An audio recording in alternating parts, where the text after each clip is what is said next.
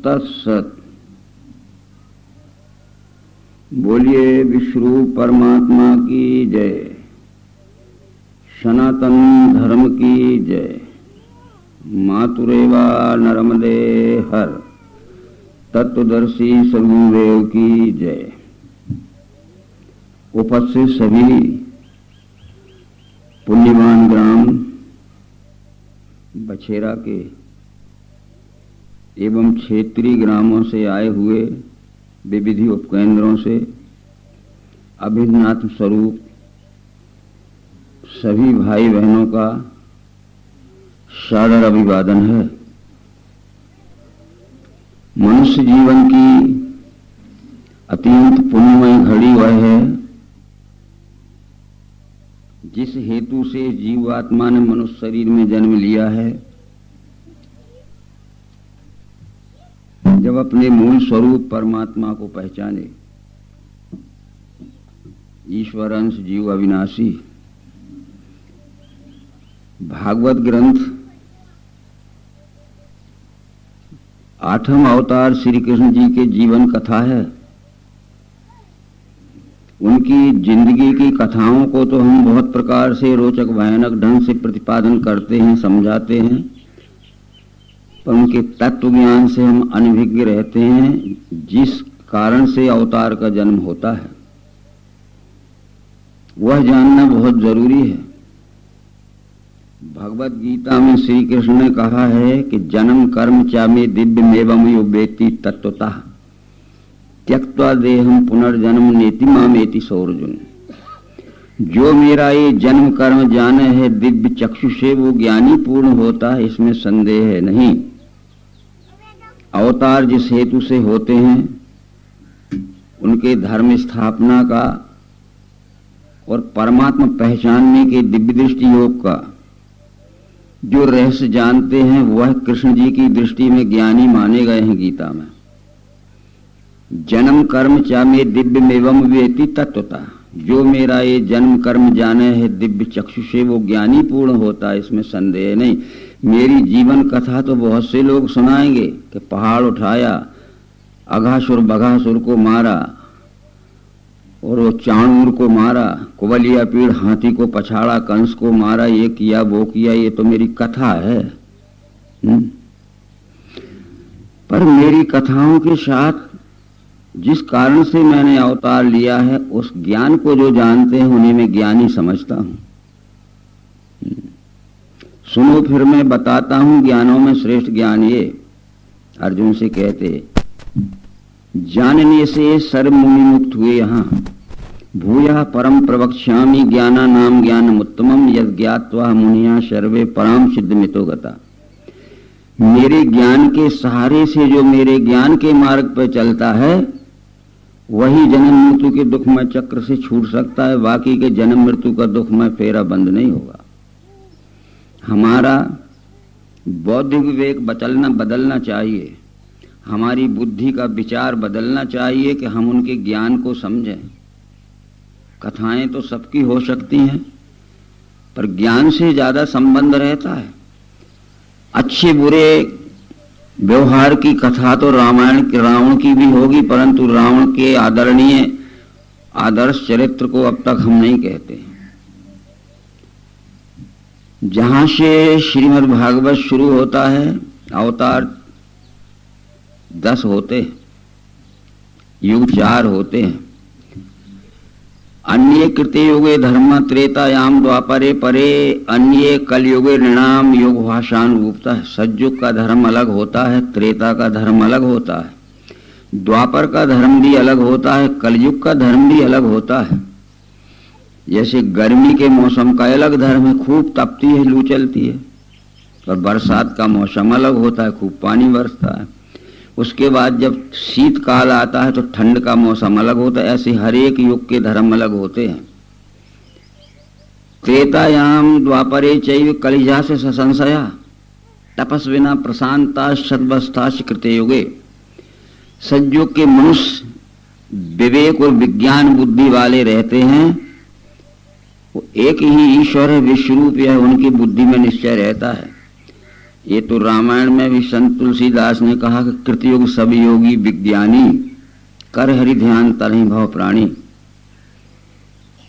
फिर कृतयुग कर्म होनी सब केरे हृदय राम माया के प्रेरे। शुद्ध सत्व क्षमता विज्ञाना कृत प्रभाव मन प्रसन्न जाना।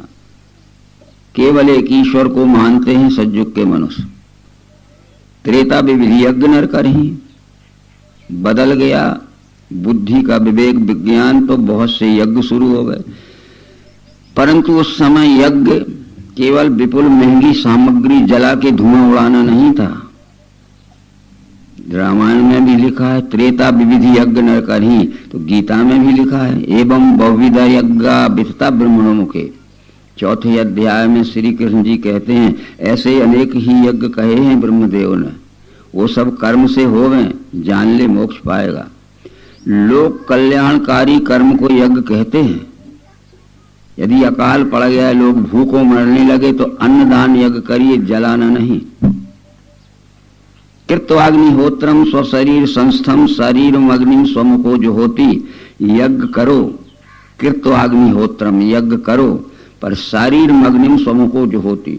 जो भूख से मर रहे हैं तो मुख से आहुति डालो और उनकी जठराग्नि में पहुंचाओ, तो वो भूख से मरने हुए भी खड़े हो जाएंगे और जलाने से उनको कोई फायदा नहीं होगा। ये त्रेता विविधि यज्ञ नर करही, ये त्रेता की बात हो गई। सज्जुग में ये विविध प्रकार के यज्ञ। तो गीता में भी श्री कृष्ण जी कहते हैं कि एवं बहुविधा यज्ञ वितता ब्रह्मणों के, ऐसे अनेक ही यज्ञ कहे हैं ब्रह्मदेव ने। वो सब ज्ञान से करना, जान ले मोक्ष पाएगा। द्रव्य के यज्ञ से श्रेष्ठ अर्जुन ज्ञान यज्ञ है। अंत में सब कर्मों का लय है ज्ञान यज्ञ में। एक यज्ञ रूढ़वाद मत बना लेना कि विष्णु महायज्ञ कर रहे हैं, रुद्र महायज्ञ कर रहे हैं, सच्चंडी महायज्ञ कर रहे हैं, गायत्री महायज्ञ कर रहे हैं। ये यज्ञ सज्जुग के नहीं है, त्रेता के नहीं है। ये तो अपने अपने मत के स्वार्थ में यज्ञ है। पर जब द्वापर आया तो उसमें लिखा है द्वापर कर रघुपत पद पूजा। केवल पूजा शुरू हो गई, ज्ञान तो छोड़ दिया। ये रामायण में लिखा है द्वापर कर रघुपत पद पूजा, नर भव तरहि उपाय न दूजा। ये तो गीता में भी लिखा है, पुराणों में भी लिखा है कि दृष्टवा मेथामितो नृणाम भज्ञात नात्मनाम नृप त्रेता दिशु हरेरर्चा क्रियाए कव्यकृता। जब ज्ञान छूट गया तो ज्ञानी पुरुषों की प्रतिमा रख ले, उन्हें हाथ जोड़ते रहो, यही तुम्हारी पूजा हो जाएगी। ज्ञान छूट गया, हाथ ही जोड़ते रहो। आज भी ऐसे ही हो रहा है। द्वापर कर रघुपत पद पूजा, नर भव तरहि उपाय न दूजा। केवल पूजा करने लगे, सब कुछ हो जाए। ये जैसे जैसे युग बदलता गया वैसे वैसे हमारी बुद्धि का विवेक घटता गया, और कलयुग में तो ये हो गया कि बुद्धि का विवेक चला ही गया। लूटो मारो खाओ और राम राम और राधे कृष्ण भजो, यही तो हो रहा है। तो चारों युगों में 10 अवतार होते हैं परमात्मा के। मत्स्य कूर्म वाराह और नरसिंह, ये 4 अवतार सतयुग में होते हैं। ये मत्स्य कूर्म वाराह ये मछली कछुए और सूकर नहीं थे। मत्स्य कूर्म और वाराह ये क्षत्रियों के कुल के नाम है। मत्स्य कुल के क्षत्रिय अर्जुन का समझी विराट राज था। महाभारत के भीष्म पर्व में लिखा है कि राजा विराट, मत्स्यराज विराट अपने मत्स्यवासियों के सहित पांडवों की सहायता करने के लिए कुरुक्षेत्र के युद्ध में आए थे। मत्स्यराज विराट जी अपने मत्स्य वंशियों के सहित पांडवों की सहायता करने के लिए युद्ध में कुरुक्षेत्र में आए थे, तो मछलियां लेके नहीं आए थे वो। मित्रों, कूर्म जो है वो पानी में पैदा होने वाला कछुआ नहीं है, टॉर्टाइस। कूर्म भी एक क्षत्रियों का वंश है। उस वंश के क्षत्रिय आज भी हमारे यहाँ हैं। उस कूर्म वंश के जो लोग हैं वे अपने को कौशक भी लिखते हैं। होगा शायद यहाँ भी कौशक। और विश्वामित्र ये कौशक थे, कुरुम वंश के क्षत्रिय थे। परशुराम ने कहा था कि कौशक सुनहु मंदे है बालक। हे कौशक यानी विश्वामित्र सुनो, ये लक्ष्मण बड़ा मंद बुद्धि का है, इसको समझाते क्यों नहीं। तो ये कुरुम भी क्षत्रियों का वंश है, जो आजकल उस वंश के कुर्मी लोग हैं, भले ही हमने उनको कुछ मान लिया जाए, परंतु इसके पश्चात भी त्रेता युग में 3 अवतार हुए विश्व परमात्मा, वामन, परशुराम और राम। ये त्रेता में हुए। द्वापर में अकेला कृष्ण अवतार हुआ यमुना के किनारे। जब द्वापर समाप्त हो गया तो ये लिखा है भागवत पुराण में, जिसकी हम कथा प्रारंभ करने वाले हैं। हमें सनातन धर्म का इतिहास देखना पड़ेगा। धर्म के इतिहास से जो बेखबर हो जाएगा तो धीरे धीरे आदमियत को खोके खर हो जाएगा। हम सनातन धर्म के इतिहास से अनजान हो चुके हैं, इसलिए हमने मनुष्य की विवेक बुद्धि खो के खाने पीने के लिए जी रहे हैं, लड़ने झगड़ने के लिए जी रहे हैं, राग द्वेष में जी रहे हैं। ये यादव कुल में थे, उस समय भी यादवों को कुल को हीन मानते थे लोग। वो शिशुपाल, जरासंध, दुर्योधन आदि कहते थे ये तो यादव है, ये तो ग्वाल है, और वो क्षत्रिय थे। ऐसा अनादर हमने कृष्ण जी का भी किया था। परंतु मित्रों, बहुत कम लोग समझ पाते हैं अवतार को, कुछ ही लोगों ने समझा। रामचंद्र जी को भी कुछ ही लोगों ने समझा। बड़े बड़े पूजा पाठ करने वाले बैठे रहे, पर कोल किरात निषाद बानर भालुओं ने समझ लिया, जो किसी पंथ में किसी जात के झगड़े में नहीं बंधे थे। ये सब हम इतिहास पढ़ते हैं। द्वापर जब समाप्त हो गया तो कलयुग शुरू हो गया। तो कलयुग में भागवत पुराण के पहले स्कंद में लिखा है कि जब कलयुग के 5000 वर्ष चले जाएंगे तो कलयुग में भीषण अत्याचार बढ़ेगा, जिसका शब्दों में वर्णन करना संभव नहीं है। तो लिखा है ततः कलौ संप्रवर्ते सम्मोहाय सुरद विषाम बुद्धो नामना अजिंसुत कीक्टेषु भविष्यति। पहले स्कंद में लिखा है कि जब कलयुग छा जाएगा, सारा ज्ञान नष्ट हो जाएगा, बाप अपनी पुत्री को नहीं पहचानेगा, भाई अपनी बहन को नहीं पहचानेगा, मामा अपनी भांजी को नहीं पहचानेगा, उससे भी बुरा कर्म कर लेंगे। इतना अत्याचार न सतयुग में था, न त्रेता में था, न द्वापर में था, जितना कलयुग में बढ़ जाएगा। तो मनुष्यों की बुद्धि का उन्माद, पागलपन या भ्रम मिटाने के लिए कलयुग के प्रारंभ में परमात्मा का 9वां बुद्ध अवतार नर्मदा किनारे आएगा। भागवत पुराण के पहले स्कंद में देखो, ततः कलौ संप्रवर्ते सम्मोहाय सुरद विषाम बुद्धो नामना अजिंसुत कीक्टेषु भविष्यति। फिर तीसरे स्कंद में फिर आता है कि वे अवतार आके क्या करेगा। तयोदि तोयम जगतो हिताय यथा यथा वेद पथा पुराणा बाध्येत पाखंड पथई सद्विष तदा भगवान सत्य गुणम विवर्ति। जब कलयुग छा जाएगा और पाखंड बढ़ जाएगा, इन्हीं गिने ज्ञानी मिलेंगे कहीं ढूंढे मुश्किल से। तोयोदि तोयम जगतो हिताय यथा यथा वेद पथा पुराणा बाध्येत पाखंड।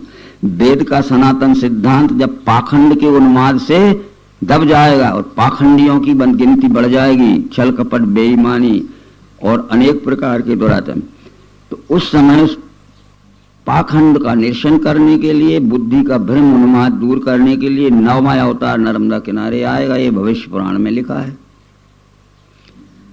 स्कंद पुराण के रेवा खंड में, भविष्य पुराण में और वायु और ब्रह्म पुराण में लिखा है कि 5 वर्षेषु विगत कलि भविष्यति नवम बुद्ध रेवा तट जायते मानसेश भी।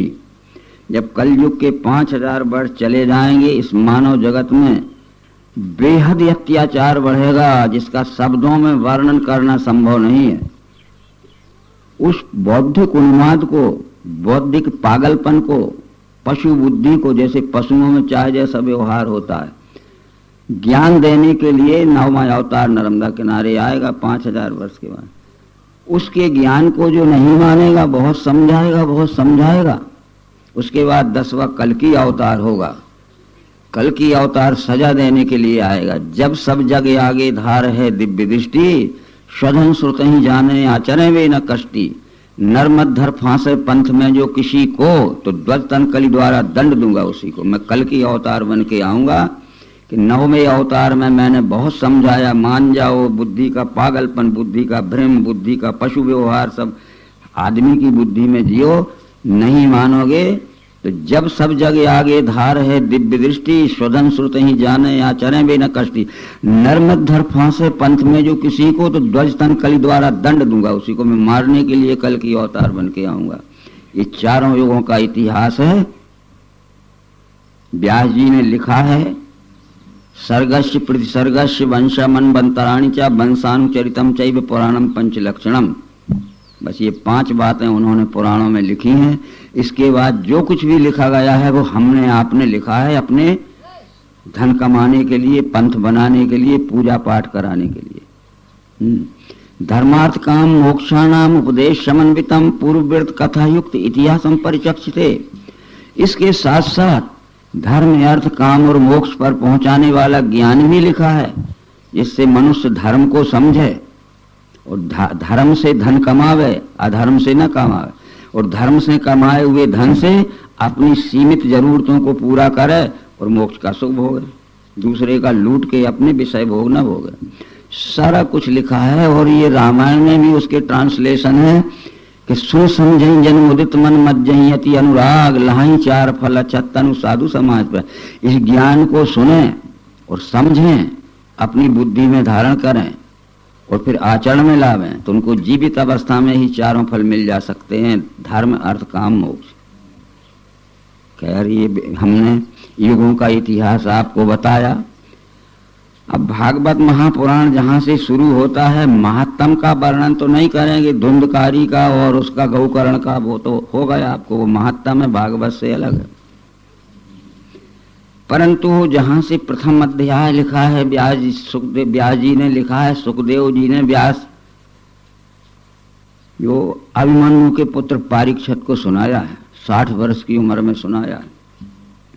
तो पहले व्यास जी भागवत पुराण के पहले स्कंद में लिखते हैं, पहले स्कंद के 5वें स्कंद के पहले अध्याय के 12वें श्लोक में लिखते हैं, वो नोट करके देख लेना। भागवत पुराण का 5वां स्कंद, अध्याय पहला, श्लोक नंबर 12 कि मनुष्यों की बुद्धि का भ्रम निकल सकता है, मनुष्यों की बुद्धि की वे समझी निकल सकती है। क्या लिखा है कि एक बार स्वयंभू मनु के 2 पुत्र थे। बड़े पुत्र का नाम था उत्तानपाद, छोटे पुत्र का नाम था प्रियव्रत। पहले स्कंद से शुरू होती बात। प्रियव्रत ने ब्रह्मा जी के पास जाकर पूछा कि जो ये सृष्टि बनी है, अगर बीच में कोई चाहे तो इसका परिवर्तन कर सकता है? तो ब्रह्मा जी ने प्रियव्रत से कहा, यह प्रश्न तुमने किसी दूसरे से भी पूछा था क्या? तो प्रियव्रत ने कहा कि मैंने ये प्रश्न सनक सनंदन आदि ऋषियों से पूछा था, उत्तर नहीं दिया। तो ब्रह्मा जी कहते हैं कि सनक सनंदन आदि ऋषि तुम्हारे प्रश्न का उत्तर दे सकते थे, पर तुम्हारी बुद्धि समझने लायक नहीं है, इसलिए उत्तर नहीं दिया। तुम्हारे बचपन की ओर देखकर उत्तर नहीं दिया कि मैं उत्तर दूंगा, तो इसकी बुद्धि अभी समझने लायक नहीं हुई है। ऐसे ही जब तक हमारी बुद्धि ज्ञान समझने लायक नहीं होती है, तब तक उनके पास कितने ही समझाओ वो नहीं समझेंगे। ये कहा है 5वें स्कंद का पहला अध्याय श्लोक नंबर 12।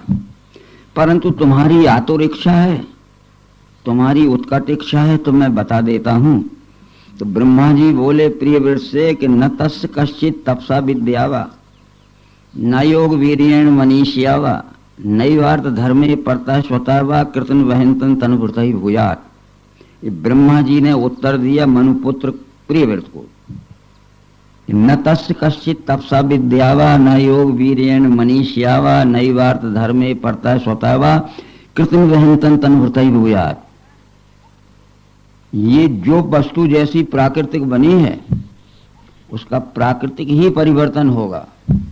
न तस्य कश्चित् तपसा विद्या वा, तप के बल से, विद्या के बल से, न योग वीरेण मनीषिया वा, न योग के बल से, न शरीर के बल से, न बुद्धि के बल से, नैवार्थ धर्मे परता स्वतः वा, न धन के बल से, न धर्म के बल से, और हजारों आदमियों का साथ लेके अपनी पूरी ताकत लगा के मैं विष्णु और शंकर, तुम्हारे गुरु नारद और तुम्हारे पिता मनु पांचों इकट्ठे हो जाएं तो जो वस्तु जैसी प्राकृतिक बनी है प्राकृतिक ही परिवर्तन होगा, हम कुछ परिवर्तन नहीं करते। इसलिए पहले तो ब्रह्मा जी ने समझा दिया कि अगर बकरा अपनी बकरी मम्मी से बकरा ही पैदा हुआ है प्राकृतिक, तो बीच में वो कोई नहीं कह सकता कि तुम फूंक मार दो और बिल्ली हो जाओ। ये मानते हैं लोग, कह रहे फूंक से शराब दे दी वो बकरा का बिल्ली होगा, बंदर का आदमी हो गया, या फूंक मार दी तो जिंदा आदमी जल के राख हो गया, उसके परिवार के रोने लगे तो फूंक मार दी तो राख फिर आदमी बन गई। अब ब्रह्मा जी की बात पढ़ो और ये समझाने वालों की बात समझो कि कहते शराब से सब कुछ हो जाता। मित्रों, शराब सामाजिक बहिष्कार को कहते हैं। बस जैसे हमने कोई बुरा काम किया तो समाज हमारा बहिष्कार कर देती है कि न तुम्हारा छुआ पानी पिएंगे, न तुम्हें पास में बैठा लेंगे जब तक तुम प्रायश्चित न करोगे। और जब हम उसका कुछ दंड दे देते हैं तो फिर हमारा सामाजिक उद्धार हो जाता है। शरीर नहीं बदलता है, ठीक है। ये बातें फिर एक बार समझिए कि लंकाधिपति रावण उत्तम कुल का ब्राह्मण था। उत्तम कुल पुलस्त कर नाती, स्यो विरंच पूजे बहुभांति। उनके दादा का नाम था पुलस्त्य, पिता का नाम था विश्रुवा, उनका पुत्र था रावण।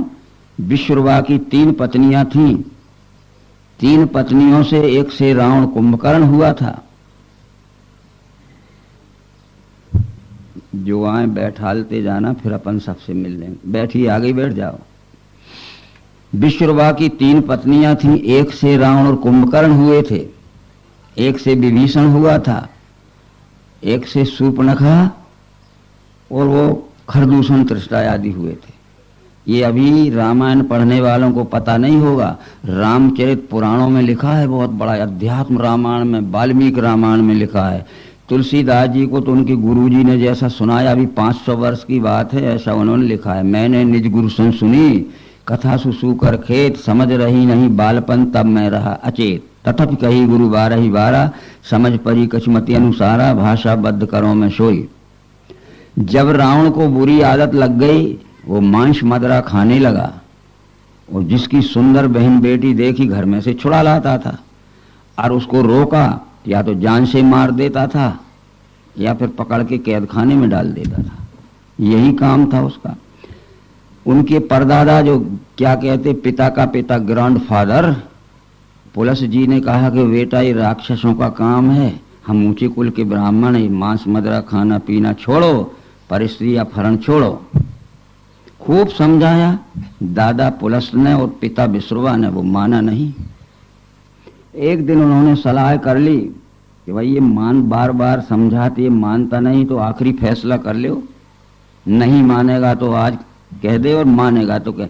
बुलाया और कहा कि देखो बैठो, सोचो, अपना कुल ऊंचा है, उत्तम कुल पुलस्त कर नाती, सेव विरंच, और ये मांस मदरा खाना पीना, पर स्त्रियों का अपहरण करना, ये तो राक्षसों का काम है, छोड़ दो। आज ही फैसला कर ले छोड़ते हो कि नहीं, ये तो राक्षसों का काम है, छोड़ दो। उसने कहा नहीं छोड़ेंगे। उनने कह दिया कि अब तुम राक्षसी रहो, हमारे घर में न आने। सामाजिक बहिष्कार किया था, काला रंग नहीं किया था कि हमारे शत्रु का ट्रैक्टर जा रहा होगा या ट्रैक, तो हमने देख लिया तो क्या हमारा मुंह काला हो जाएगा। यानी वो बुरी आदत को काली। कभी कभी ऐसे समाचार पत्र में आते हैं कि कोई पुरुष किसी महिला से अशिष्ट व्यवहार कर लेता है, तो कहते उसने काला मुंह कर लिया। तो ये मुंह काला नहीं था कि काला रंग था, उसने काला काम किया था, यानी निकृष्ट। कह दिया कि अब हमारे घर में मत आना, ये तो मांस मदरा खाना पीना, पर स्त्रियों का अपहरण कर, राक्षसों का, अब तुम राक्षसी रहो। पर वो शरीर में सुंदर था, वाल्मीकि ने लिखा है। उसकी बहन जो शूर्पणखा थी, उसका नाम मणिप्रभा लिखा है, बड़ी सुंदरी थी। अब काले कर्म करते थे इसलिए मुंह काला का हो चाहे शरीर काला का हो, बुरे काम। समझ में आती है बात? ठीक है। इस प्रकार से श्राप का अर्थ होता है सामाजिक बहिष्कार। अभी हम कोई बुरा काम कर लें, गौवध हो जाए या कुछ और हो जाए, तो सामाजिक बहिष्कार हो जाता है कि नहीं? ना हम पानी पीते, ना पास में बैठालते, ना कोई उससे संबंध रखते। लंबे समय में वो अगर कहे कि भैया हमारी गलती हो गई, अब हमारा कुछ प्रायश्चित तो कर लो, हम समाज के रिवाज के अनुसार कुछ भी कहें कि सत्यनारायण की कथा कर लो या गंगा नहाया आओ और वहाँ सिर घुटाया आओ और एक बार भोजन करा दो समाज का, तो फिर सामाजिक उद्धार हो गया कि नहीं?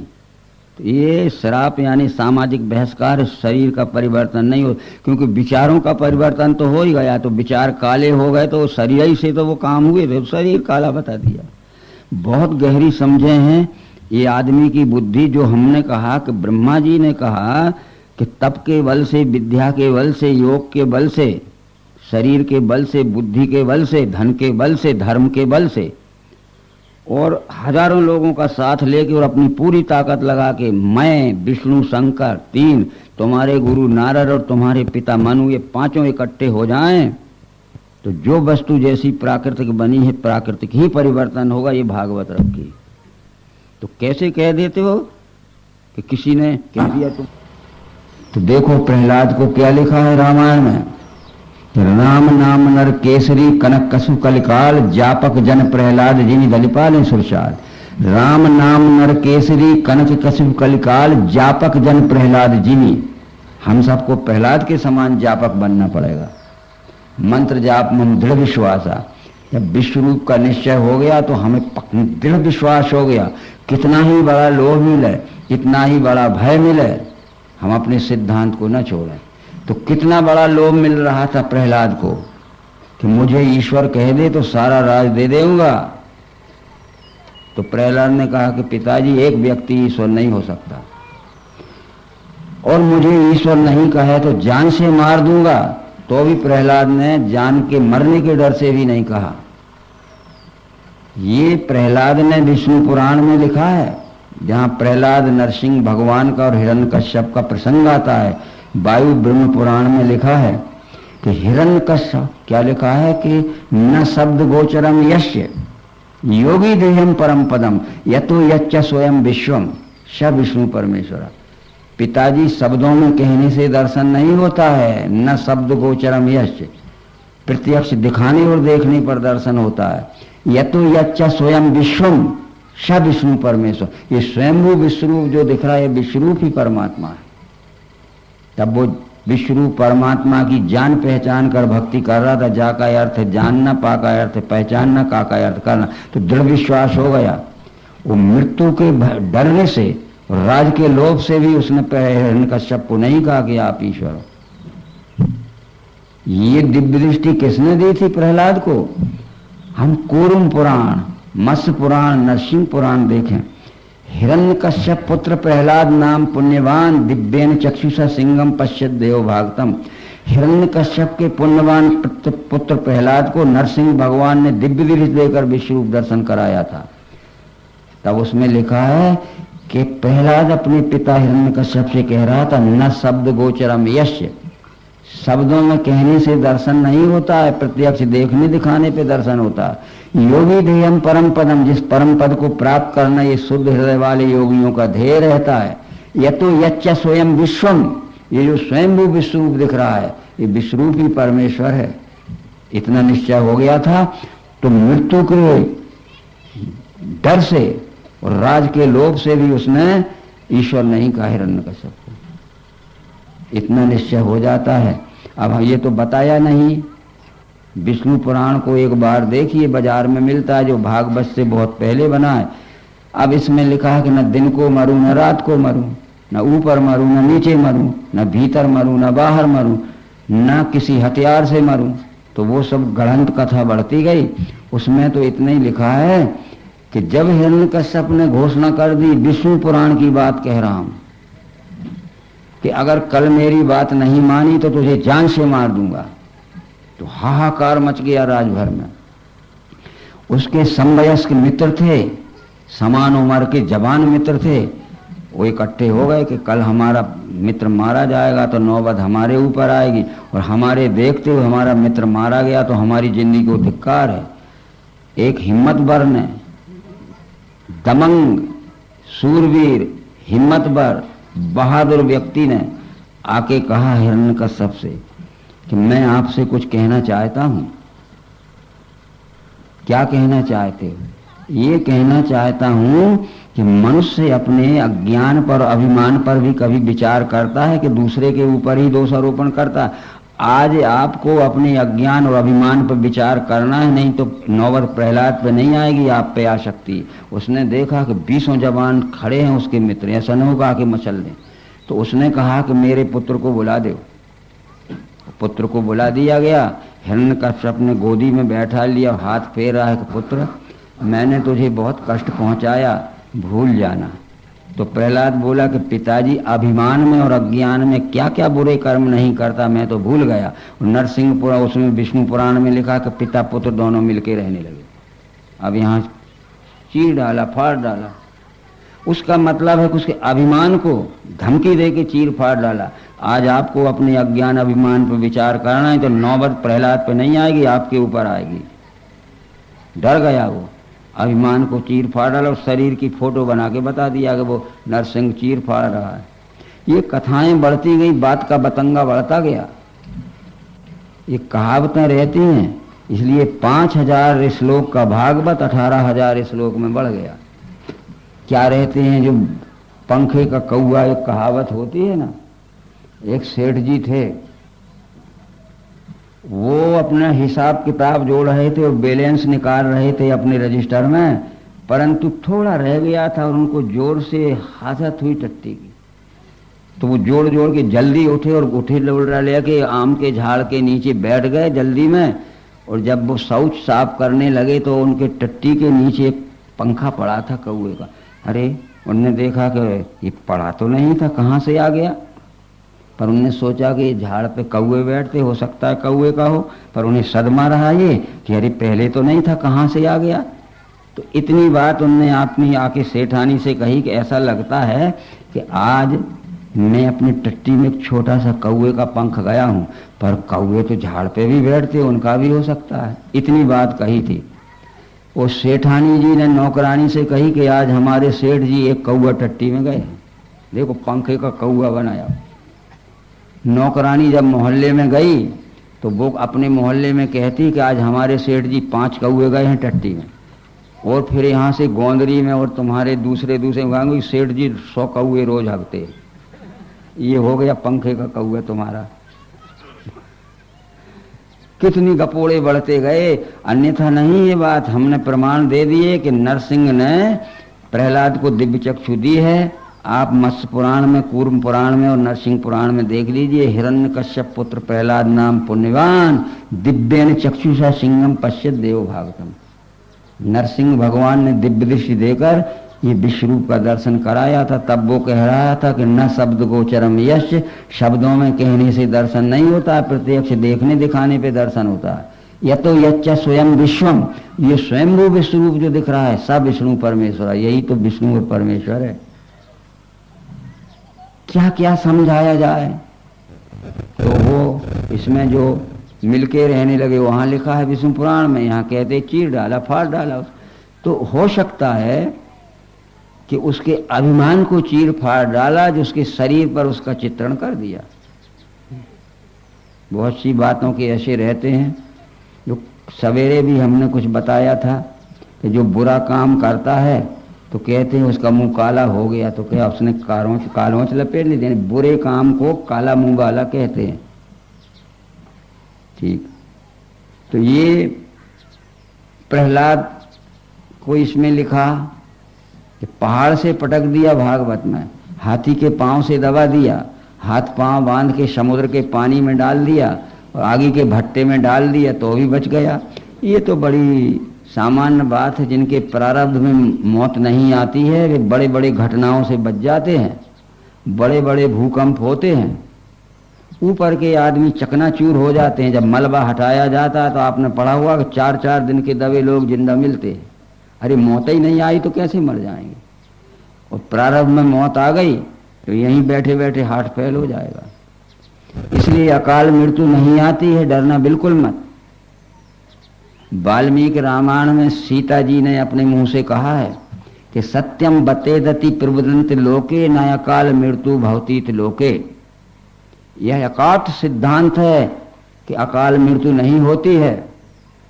नहीं तो सीता जी कहती मुझे मर जाना चाहिए था, मैंने कोई कसर नहीं रखी। कभी कभी अपनी साड़ी में गला बांध के घोंटना चाहा तो बच गई, कभी कभी आग लगा के साड़ी में जलना चाहा बच गई, पति पत्थर पे मूड़ मार के मरना चाहा पर बच गई।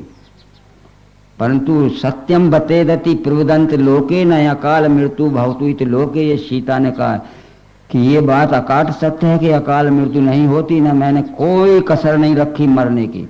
ठीक है, और लंका में सीता मर जाती तो उसके प्रारब्ध में अभी 2 बच्चों का जन्म होता है, लौक उस कौन के पेट से होते। इधर लंका में मरे कैसे, वो बच्चे उसके गर्भ से होना है, उसके प्रारंभ कौन से पैदा होते। और जब बच्चे पैदा हो गए उस समय सीता मर गई। तो डरना मत, मौत जब एक बार ही आना है तो डरना क्या है। आज आ जाए, कल आ जाए, और जब आना हो आ जाए। और यह ना पूछो कि चलकर कहाँ जाएंगे, अरे वो जिधर भेज देगा उधर जाएंगे। मौत से नहीं डरा प्रहलाद, और राज के लोभ से भी उसने पिता को नहीं कहा कि तुम ईश्वर। हम तो 5-5, 10-10 रुपए के लोभ में अब भी झूठ बोल जाएंगे और बड़े बड़े कथावाचक हो जाएंगे। तो ये प्रहलाद की इसमें आती है, ये विश्वामित्र का और वशिष्ठ का एक बहुत बड़ा झगड़ा हुआ 5वें स्कंद में। झगड़ा क्या हुआ कि विश्वामित्र वशिष्ठ जी से कहता था कि मुझे ब्रह्म ऋषि कहो, तो वो वशिष्ठ जी कहते थे तुम अभी ब्रह्म ऋषि की योग्यता के नहीं हो। बहुत कष्ट पहुंचाया विश्वामित्र ने, उनके पुत्र भी मार डाले, उनको अनेक प्रकार से हानि पहुंचाई। कि ज्यादा मैं इनको परेशान करूंगा तो ये तो डर के मारे कह देंगे कि हाँ तुम ब्रह्म ऋषि हो। क्योंकि उपाधि देने वाली समिति के अध्यक्ष वशिष्ठ जी थे, ब्रह्म ऋषि कह सकते थे, पर योग्य नहीं था विश्वामित्र।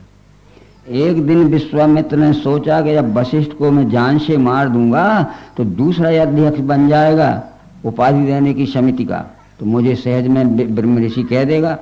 तो वशिष्ठ जी के आश्रम के बाहर एक मोटा डंडा लेके खड़ा था, ये निकले और मैंने सिर में जमाया।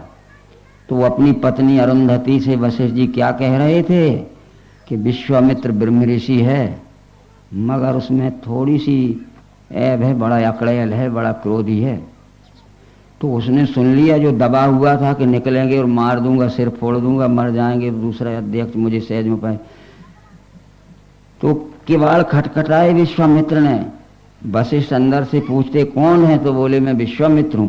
वशिष्ठ जी ने कहा क्या क्रूर दुष्ट, क्या आधी रात को मुझे मारने आया है। तब उसने कहा था कि सत्यम सत्यम पुनः सत्यम, मैं 3 बार शपथ लेके कहता हूं कि शरण में आया हूं। किवाड़ खोल दिए वशिष्ठ जी ने। विश्वामित्र ने जाके वशिष्ठ के चरणों पे माथा टेक दिया। वो कहते तुम ब्रह्म ऋषि हो गए, ले अब। तो विश्वामित्र कहता है कि ऐसे पहले से ब्रह्म ऋषि कह देते, काय के तुम्हारे पुत्रों को मारता, काय को तुम्हें डंडे मारता मैं।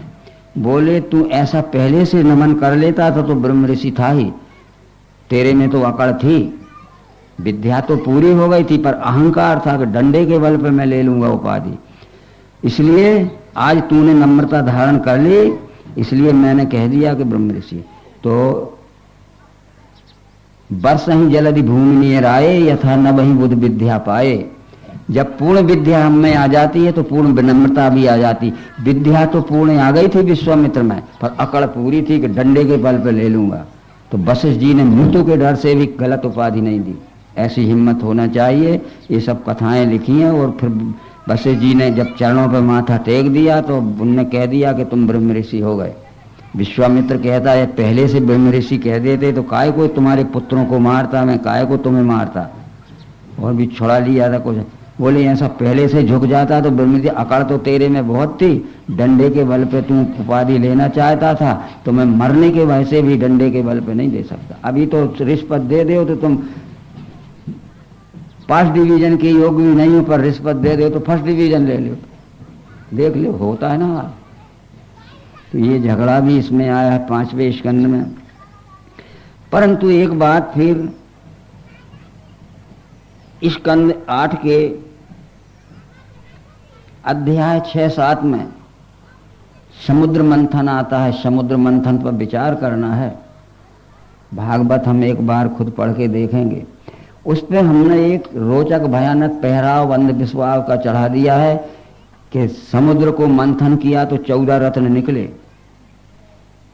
अब सोचिए, उसमें से घोड़ा निकला, ऐरावत हाथी निकला, रंभा आदि परी निकली और ना मालूम क्या क्या निकला। तो क्या पानी का समुद्र मथा होगा? क्या रामायण में ये नहीं लिखा कि ब्रह्म पयोनिधि मंदर, ब्रह्म ही समुद्र है। एग्जीबिशन जब होती है, एक प्रदर्शनी, तो बाहर देशों से भी वो प्रदर्शनी के लिए उत्तम प्रजाति की चीजें बुलाई जाती हैं। तो फिर जहां समुद्र के मार्ग से लाई जाती हैं तो उन्हें जलयान में बैठाल के लाते हैं।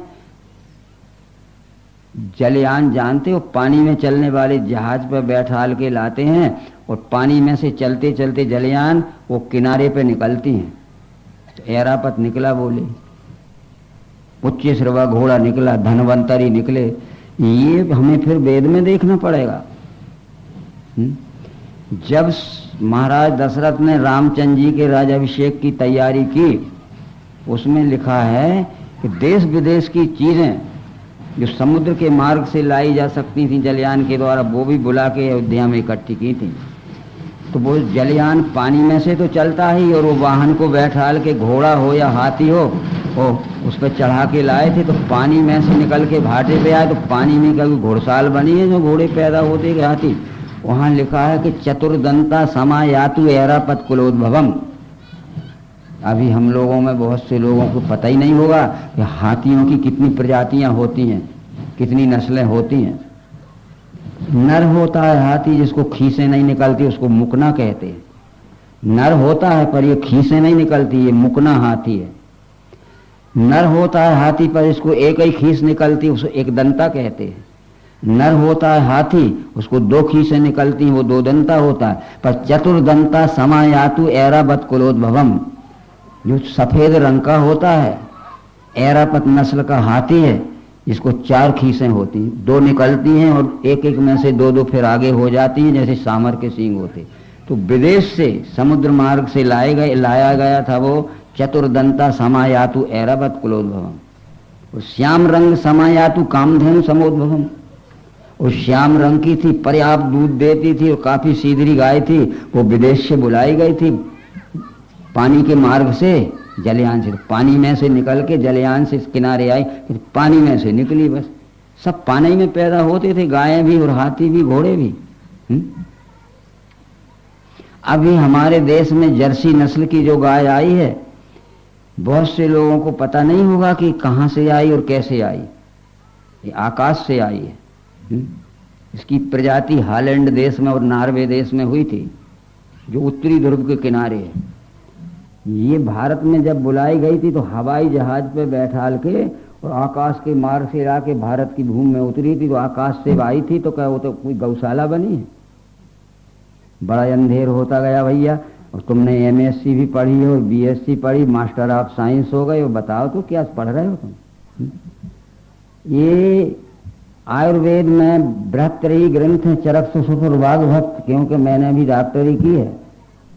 हमारे देश में चिकित्सा विज्ञान नहीं था।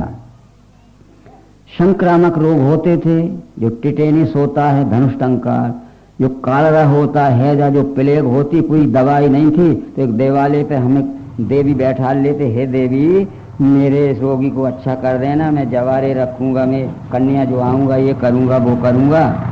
मर जाते थे।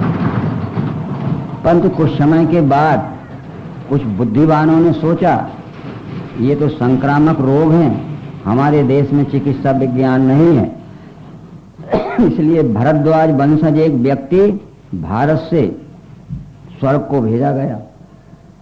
तो उसमें लिखा है हिमालय पृष्ठभूमि स्वर्गा। हिमालय के पार की भूमि जो है मध्य एशिया, वो कला कौशल संपन्न देश से तो चिकित्सा विज्ञान सीखने के लिए भारद्वाज वंशज एक व्यक्ति स्वर्ग को भेजा गया। तो स्वर्ग का मतलब वहां आकाश में नहीं, हिमालय पृष्ठभूमि स्वर्ग है, हिमालय के पार की पहली तरफ की भूमि। इसे पहले हम कुछ भी कहते हो कि मध्य एशिया। कला कौशल संपन्न था।